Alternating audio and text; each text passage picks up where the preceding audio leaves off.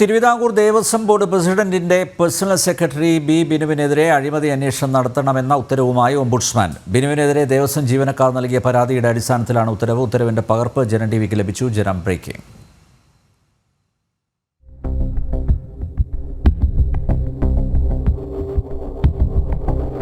സഹപ്രവർത്തകർ നൽകിയ പരാതിയിലാണ് ദേവസ്വം ബോർഡ് പ്രസിഡന്റിന്റെ പേഴ്സണൽ സെക്രട്ടറിയായ ബിനുവിനെതിരെ ഓംബുഡ്സ്മാൻ അന്വേഷണത്തിന് ഉത്തരവിട്ടത്. തിരുവല്ലം പരശുരാമ ക്ഷേത്രത്തിലെ അഡ്മിനിസ്ട്രേറ്റീവ് ഓഫീസറായ ബി ബിനു ദേവസ്വം പ്രസിഡന്റിന്റെ സ്വാധീനത്തിൽ അന്നദാനത്തിന്റെ എണ്ണം വർദ്ധിപ്പിച്ചും വഴിപാടുകൾ കൃത്രിമം കാണിച്ചും ലക്ഷക്കണക്കിന് രൂപയുടെ അഴിമതി നടത്തിയെന്നാണ് ആദ്യ പരാതി.